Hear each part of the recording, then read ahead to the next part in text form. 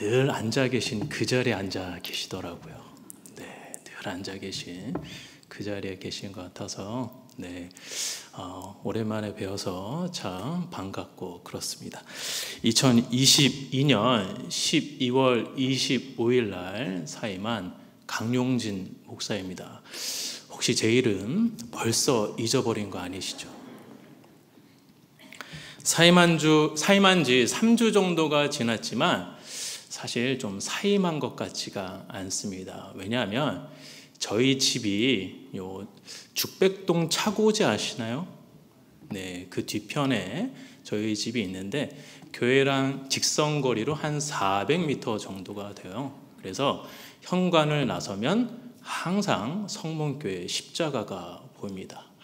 교회랑 집이랑 가깝다 보니까 여기저기 오고 가고 하면서 담임 목사님도 뵙고 전도사님도 뵙고 또 A 권사님도 뵙고 B 집사님도 배웠습니다. 게다가 부족한 목사 먼 길 간다고 많은 분들이 마음에 감동이 되신 많은 분들이 연락을 주시고 또한 식사 교제로 초대해 주셔서 거의 매일 식사 교제를 하기도 하였습니다. 목사인 제가 신방을 가야 하는데 오히려 여러 분들이 저에게 찾아와 주셔서 제가 신방 받는 목사가 되었습니다. 이렇다 보니 사임은 했지만 사임한 것 같지가 않았습니다. 그런데 내일이면 진짜 사임한 그 느낌이 날 것 같습니다. 왜냐하면 내일 저희 가정이 처가가 있는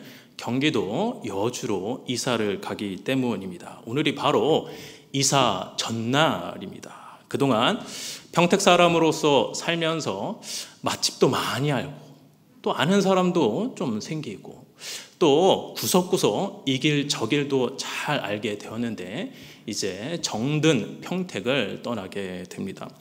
떠나는 이가 무슨 말을 전해야 할까 참 고민이 많았습니다. 이렇게도 생각하고 저렇게도 생각을 했지만 참 마음에 들지가 않았습니다. 설교자한테 가장 끔찍한 순간이 바로 이럴 때입니다. 설교를 해야 하는데 글이 전혀 써지지 않을 때 참 그럴 때 막막하죠.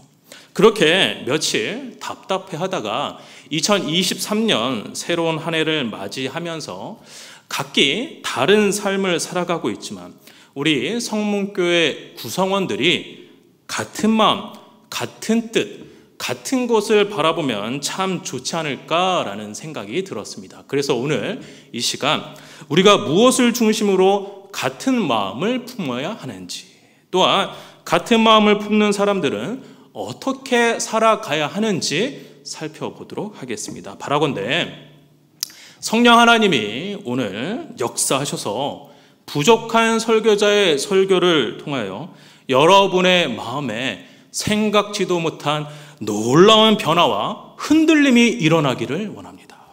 부족한 설교자의 설교를 통해 여러분의 삶의 방향이 정리가 되어서 하나님이 기뻐하시는 삶, 그러한 삶을 살아가게 되는 터닝 포인트가 되기를 원합니다.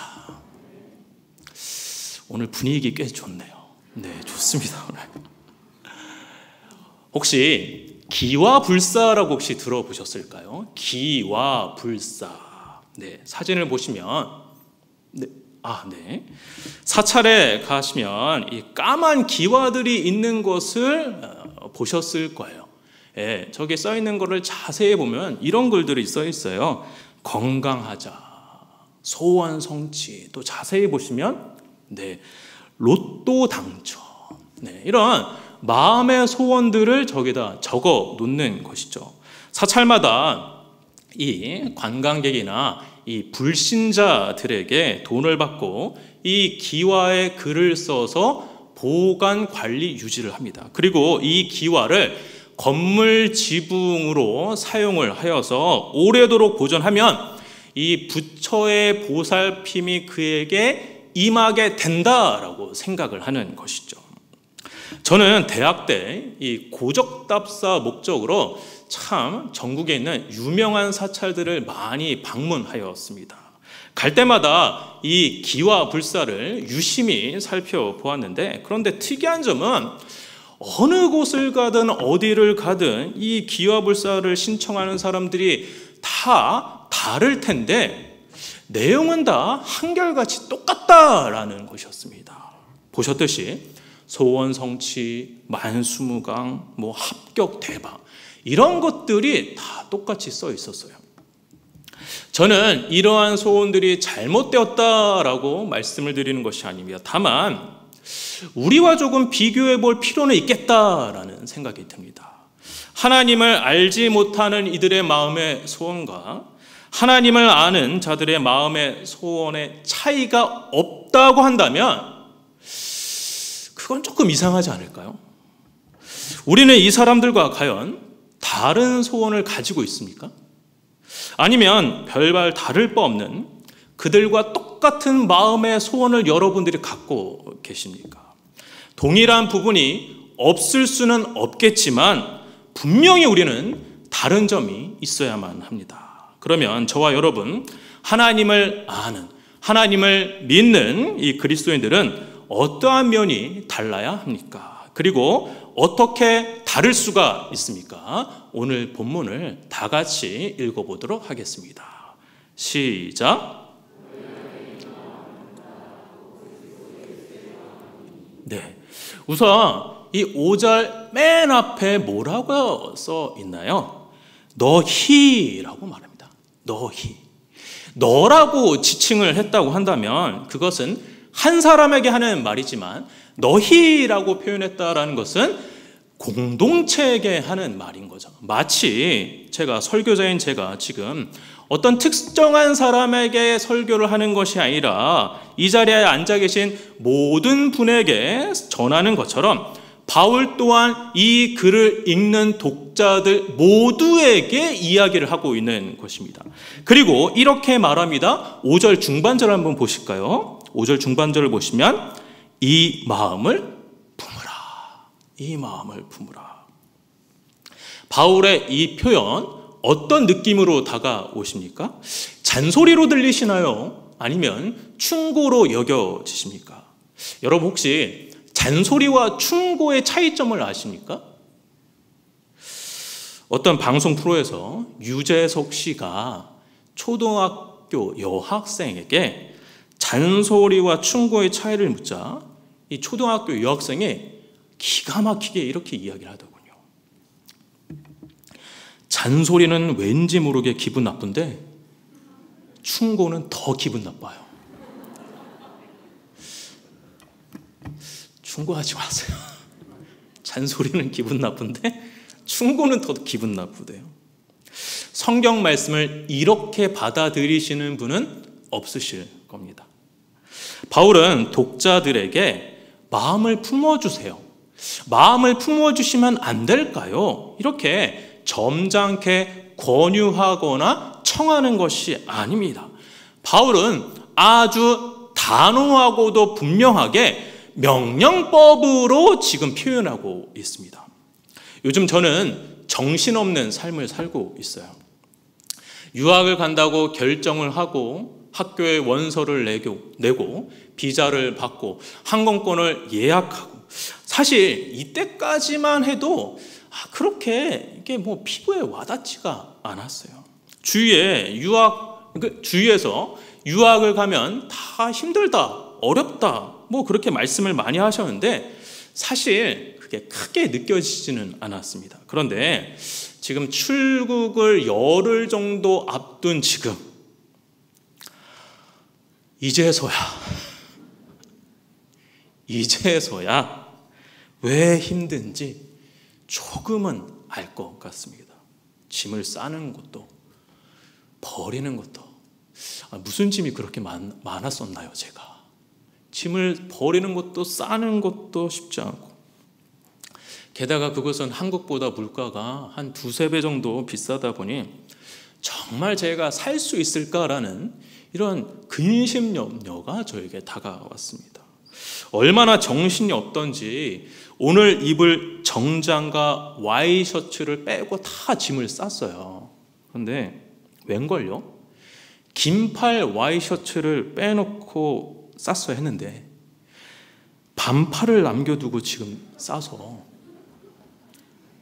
여러분은 지금 전혀 눈치채지 못하시겠지만 저는 이 겨울에 반팔 와이셔츠를 입고 설교를 하고 있어요. 보여드릴 수도 없고. 제가 요즘 이렇게 정신이 없습니다. 그래서 마음도 불안하고 걱정도 많이 되어서 아이들에게 이렇게 이야기를 했습니다. 온유야, 승훈아, 캐나다 가는 게 쉬운 게 아닌 것 같아. 기도 많이 해야 할 것 같아. 기도해라 라고 말입니다. 기도해라. 제가 아이들에게 기도해라고 명령어로 이야기를 했죠. 이렇게 명령어로 말한 의도는 무엇입니까? 두 가지입니다. 진짜 기도해라. 진짜 기도해라. 그리고 기도하도록 노력해라. 따라서 바울이 명령어로 말한 것도 그렇게 될 수 있도록 노력해라 라는 의미가 담겨져 있는 것입니다. 그러면 무슨 마음을 품으라고 이야기를 하는 것입니까? 뒤이어 바로 나옵니다. 바로 그리스도 예수의 마음이니.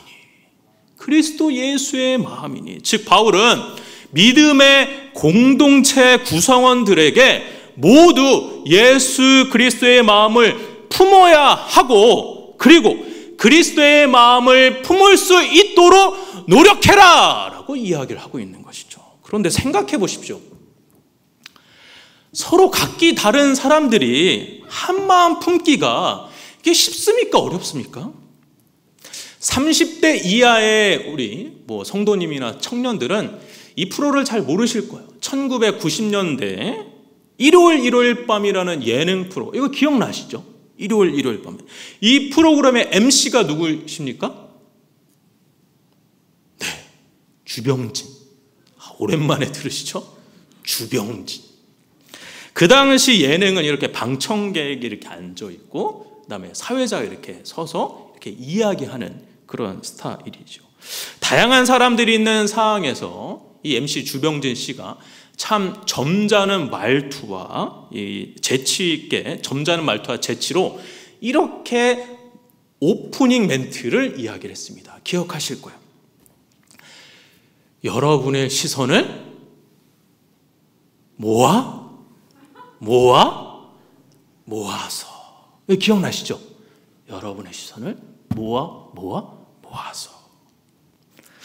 다른 시선을, 다른 생각을, 다른 가치관을 가진 사람들이지만 그 마음을 모아서 그리스도 예수의 마음을 품으라고 이야기를 하고 있는 것입니다.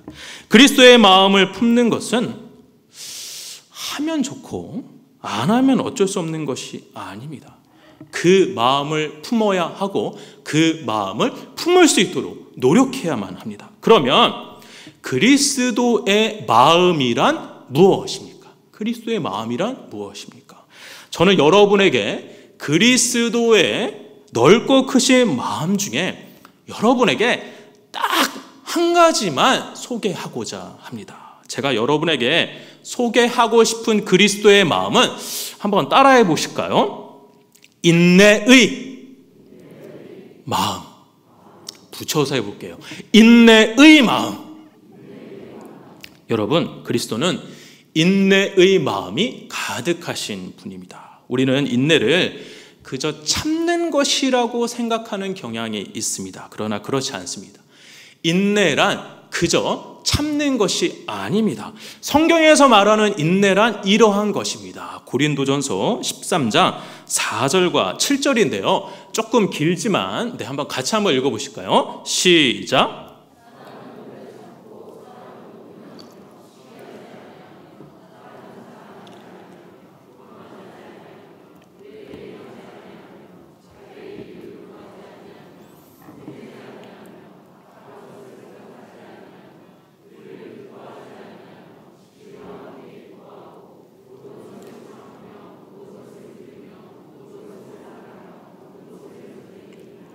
네, 이 고린도전서 13장 여러분 잘 아시는 사랑장인데 바울은 사랑에 대해서 다양하게 설명을 하고 있는데 눈에 띄는 것은 4절 상반절에 사랑은 뭐요?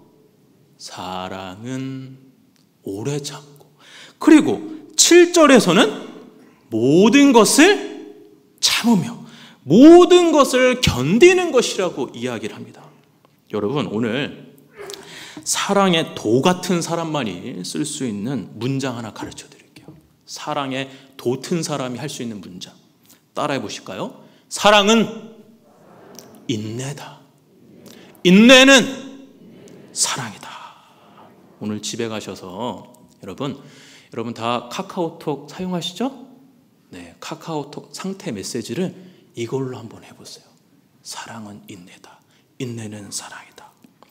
인내 없는 사랑은 안고 없는 찐빵이고, 곰 발바닥 없는 곰탕이고, 안경 없는 뽀로로입니다. 여러분, 인내가 사랑에서 제일 중요해요. 이 자리에 이렇게 보니까 청년들도 참 많이 앉아 있는데, 이 청년의 시기, 사랑에 대해서 폭발적인 관심이 있을 때죠. 그렇죠? 사랑에 대해서. 사랑에 대해서 관심 굉장히 많으신가 봐요. 저도 청년의 때를 기억해 보면 사랑이 무엇일까? 사랑이 무엇일까? 참 이런 생각 많이 했었던 것 같습니다. 청년들, 사랑이 뭐죠? 영화나 드라마에나 나오는 로맨틱한 거, 그런 게 사랑입니까? 서로에게 본능적으로 끌리는 어떤 그 알 수 없는 느낌, 그게 사랑인가요? 사랑받고 있다고 생각하는 것이, 그것이 사랑입니까? 여러분, 혹 사랑이 무엇인지 궁금하시다고 한다면 다른 곳에서 물어보지 마십시오. 사랑의 장인들, 결혼생활 30년 이상 하신 장로님, 권사님, 집사님께 여쭤보면 답이 나옵니다. 제가 장로님, 권사님, 집사님께 여쭤볼게요. 장로님, 사랑이 로맨틱합니까? 권사님, 네, 지금 저랑 눈이 이렇게 마주치는데 피하려고 하시네요. 권사님, 사랑이 달콤한 느낌이에요? 지금 그러세요? 집사님 어디 계시죠? 집사님, 사랑이 두근두근입니까? 그렇다고 말씀하시는 분이 지금 한 분도 안 계세요. 그렇죠. 이것은 사랑의 한 단면이지 사랑의 모든 것이라고, 사랑의 본질이라고 이야기할 수가 없습니다. 저는 그렇게 생각합니다. 사랑은 여러분이 인내하는 대상입니다. 사랑하지 않는다면 인내하지도 않게 됩니다. 그렇기 때문에 사랑은 전적으로 상대편을 고려한 행위입니다. 그러면 여러분을 가장 많이 인내하신 분이 누구십니까? 즉, 여러분을 가장 많이 사랑하시는 분이 누구십니까? 우선 부모님이 있을 수 있겠죠. 저도 그렇습니다. 저는 홀 어머니의 딱 하나밖에 없는 외동아들입니다. 굉장히 귀하게 자란 것 같지만 저와 저의 어머니의 삶은 환난과 고난과 고통의 연속이었습니다. 여자 혼자 까탈스러운 남자아이를 키우기 쉽지 않으셨을 텐데, 이제 저도 자식을 키우는 입장에서 어머니를 많이 생각하게 되는데, 그럴 때마다 어머니가 저를 참 많이 인내하셨구나, 포기하실 수도 있고 포기하고 싶은 순간이 참 많으셨을 텐데 다 참으셨구나라고 생각합니다. 우리를 인내해준 또 다른 대상을 생각하면 아마 배우자가 있지 않을까요? 대답 잘 하셔야 되는데, 지금 옆에 계신 배우자, 혹은 지금 집에서 TV 보거나 깊은 잠을 하염없이 자고 계실 배우자 많이 계실 텐데, 배우자 지금 많이 인내하고 계시나요? 지혜로우시네. 이거 대답하면 약간 애매모호한 상황이 돼요. 제 아내도 저를 위해 많이 인내한 것을 저도 압니다. 아내의 사랑과 인내가 없다면 저는 그냥 바보 온달로 살았을 것 같습니다. 이렇게 이 땅에 부모님 혹은 배우자가 나를 위해 인내하셨을 텐데, 그런데 저와 여러분을 부모님보다 또 배우자보다 더 크게 사랑하고 인내해 주시는 분이 계십니다. 그분이 누구십니까? 네, 그분은 바로 저와 여러분의 하나님입니다. 믿음을 그래프로 비유하자면 믿음이 항상 이렇게 상승 곡선을 그리거나 혹은 믿음이 이렇게 평온하다, 이런 것은 없는 것 같습니다. 주식하시는 분은 감정의 기복이 주식 그래프에 따라서 요동친다고 하는데, 우리의 믿음의 그래프가 조금 주식 그래프랑 좀 비슷한 것 같습니다. 구름 위에 사는 것 같은 느낌으로 믿음 생활할 때도 있지만, 언제 그랬냐는 듯 형편없는 믿음을 보일 때도 있습니다. 하나님을 거부하고 하나님을 멀리하는 삶을 살고자 했을 때도 있었고, 죄를 좋아하고 죄를 사랑하며 그래서 죄의 늪에 빠져 사는 것을 인생의 낙으로 여기며 살아갔던 적도 우리에겐 있을 것입니다.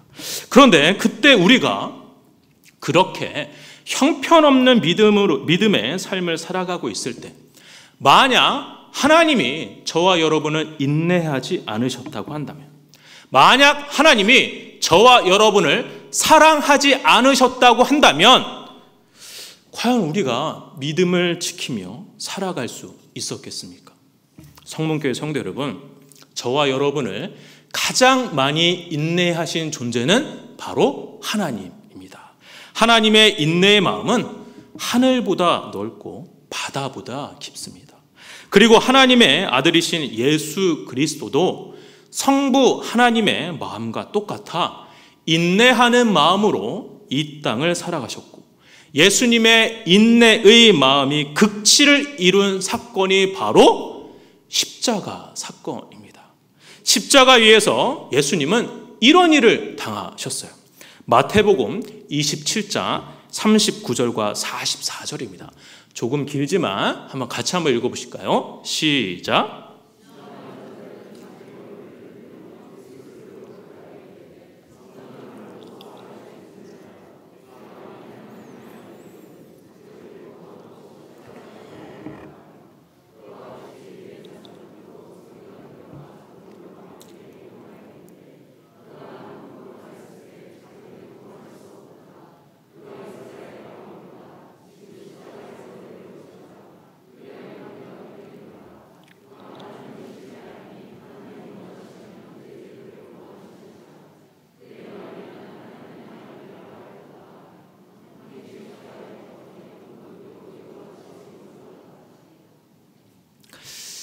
39절에 지나는 자들이 머리를 흔들고 있습니다. 이렇게 지나가는 사람들이 머리를 절레절레 흔들면서 이렇게 이야기하는 거죠. 찌찌찌찌. 네가 하나님의 아들이면 내려와봐. 41절에 대제사장과 서기관 장로들은 네가 이스라엘 왕이라고? 아이고, 그럼 한번 증명해봐. 한번 네 말한 대로 한번 증명해봐. 이렇게 지금 희롱하고 있는 거예요. 제가 목사라는 걸 아는 어떤 친지 한 분께서 저에게 너 목사라며? 너 그러면 나 믿게 해봐. 약간 비아냥거리듯이 저에게 말씀하신 적이 있습니다. 제 마음이 이 배다리 호수처럼 잔잔하지는 않아요. 그런 목사는 아닙니다. 확 열이 받더라고요. 그래서 지옥의 땔감을 어떻게 믿게 해요? 죄송해요. 죄송합니다. 지옥의 땔감을 어떻게 믿게 해요? 라고 이야기하려다가 결국엔 하진 않았어요. 모욕당하고 희롱당하게 되면 마음 깊은 곳에서 화가 끓어오르는 게 이게 저와 여러분의 인간의 마음이죠. 그런데 예수님은 자신을 이용하려고 하는 사람들, 자신을 죽이려고 하는 자들에게도 인내하십니다. 그런데 아니 그렇게 인내한 대가가 뭡니까? 예수님은 인내하셔서 그럼 무슨 이득을 보셨습니까? 예수님의 십자가 처형을 이 믿음의 관점으로 한번 보지 말고 진짜 한번 객관적으로 한번 봤으면 좋겠어요. 십자가 위에서 초라하게 매달리신 예수님, 저항 한번 제대로 해보지 못하고 서서히 죽어가고 계시는 예수님, 이 십자가 위에서 드라마틱한 반전이 일어났습니까? 십자가 위에서 하나님의 아들이라는 사실이 지금 증명되었습니까? 말 한마디 제대로 하지 못하고 무기력하게 패배하신 것 아닙니까? 여러분, 예수님이 승리하신 것처럼 보이세요? 예수님은 무기력하고 초라하고 힘없는 실패자로 보입니다. 아니, 패배자로 보입니다. 우리는 종종 신앙생활을 하면서 여러분 승리하세요, 여러분 한 주간도 승리하십시오, 이런 표현 종종 하죠. 여러분, 그런데 뭘 승리합니까? 어떻게 승리하세요? 승리한다라는 것이 무슨 의미입니까? 저는 승리한다라는 의미를 이렇게 받아들여요. 지십시오, 패배하십시오라고 말입니다. 저희 장인어른이 올해 목회 40년이 되십니다. 40년 이상 목회하셨던 교회 올해 은퇴를 하셔요. 그동안 참 많은 일들을 겪으셨던 것 같습니다. 저희 아버님은 정말 순수하신 분인데 몇 개월 전에 처음으로 저에게 목회가 무엇인지 가르쳐 주셨어요. 이렇게 말씀하셨습니다. 집사는 세 가족에게 지고, 권사는 집사에게 지고, 장로는 권사에게 지고, 목사는 장로에게 지는 것. 지금 이해하셨어요? 집사는 세 가족에게 지고, 권사는 집사에게 지고, 장로는 권사에게 지고, 목사는 장로에게 지는 것이 목회라고 말씀하셨습니다. 가장 많이 지는 것이 목사가 해야 할 일이고 그것이 목회다라는 이야기죠. 그 말을 듣고 제가 뭐라고 이야기했을까요? 이렇게 말했습니다. 진짜 이렇게 말했어요. 아버님, 저 지기 싫어요. 지는 게 속상합니다. 이기면 안 되나요, 아버님? 목사는 이기면 안 돼요? 저희 아버님은 철부지 목사의 말을 그저 웃음으로 대답하셨습니다. 여러분은 이기고 싶습니까? 지고 싶습니까? 사실 우리는 지는 것을 원하지 않습니다. 왜냐하면 인내하고 지는 것은 인간의 본성에 역행하는 일이기 때문입니다. 인간은 인내하기보다는 자기를 드러내고 싶고, 패배하기보다는 이기고 싶어하는 것이 고약한 마음을 가진 인간의 마음입니다. 그런데 우리가 품어야 할 그리스도 예수님의 마음은 인내하시면서 기꺼이 지고자 하는 마음을 가지셨습니다. 이러한 모습이 사실 부분적으로는 우리에게 있어요. 이런 말 잘 아시죠? 자식 이기는 부모는 없다. 자식 이기는 부모는 없다고 하죠. 왜 이기지 못합니까? 사랑하니까, 인내하니까 지는 거 아닌가요? 인내하게 되면 지게 되어 있습니다. 하나님이 하시는 일이 궁금하시다면, 하나님의 역사를 놀랍게 경험하고 싶으시다면 쓰리고 아프지만 여러분 인내하십시오. 지십시오. 패배하십시오. 자존심이 상해서 마음에 격렬이 일어나도 그래도 머리를 숙이십시오. 먼저 손을 내미십시오. 내가 먼저 잘못했다고 말씀하십시오. 내 탓이라고 인정하십시오. 나의 교만이 문제였다고 고백하십시오. 참지 못하고 화를 드러냈던 것 용서를 구하십시오.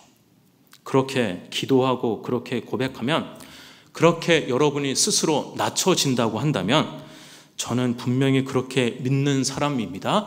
하나님이 여러분을 승리하게 하실 것입니다. 십자가에 무기력하게 돌아가신 예수님에게 부활, 승천의 영광을 주시고 하나님 우편에 앉아 계시게 하시며 모든 역사의 주인으로 삼게 하신 하나님이 그리스도 예수의 마음을 품고자 하는 자들에게도 동일하게 하나님만이 주실 수 있는 승리의 기쁨을 그에게 허락하실 것입니다. 그렇게 우리는 역설적이지만 승리하기 위해서는 지셔야만 합니다. 이기고 싶은 나의 본성을 깨부시고 철저히 인내하시고 낮아지시고 패배자의 모습으로 살아가십시오. 그래서 저는 상상해 봅니다. 목사만 지는 교회가 아니라 장로님이 먼저 지는 교회, 권사님이 먼저 지는 교회, 집사님이 지는 교회, 아니 온 교우가 경쟁적으로 서로 지는 교회, 그렇게 지는 것을 기뻐하는 교회, 인간의 본성이 역행하는 교회, 인내가 탁월한 교회, 서로가 서로에게 승리하려고 하는 것이 아니라 서로가 서로에게 경쟁적으로 지기 위해 애쓰는 교회, 이런 성문교회, 너무나 환상적이며 너무나 매력적이지 않습니까? 물론 지금의 성문교회도 굉장히 저는 매력적인 교회다라고 생각을 합니다. 하지만 주마가편이라고 잘하고 계시는 여러분께 더 잘하시라고 저 또한 잘하겠다라는 마음으로 말씀을 드립니다. 예수 그리스도의 마음을 품고 끝까지 인내하시는 우리 성도님들 되시기를 바랍니다. 그리고 서로가 지는 것을 부끄러워하지 않는 믿음의 원리에 충실하신 분들 되시기를 주의 이름으로 축원합니다. 이제 설교를 마쳐야 하는데요.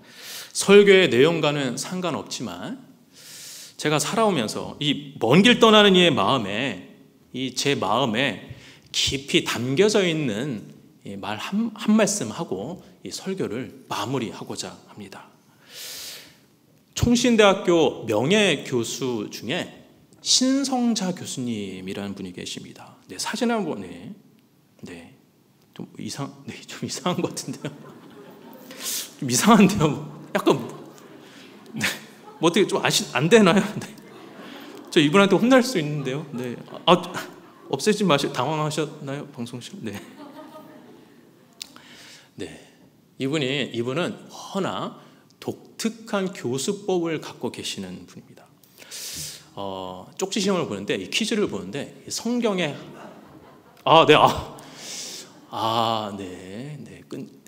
감사합니다. 네, 감사합니다. 네, 이렇게 생기신 분이세요. 네, 이렇게 생기신 분이고 참고로 미혼이세요.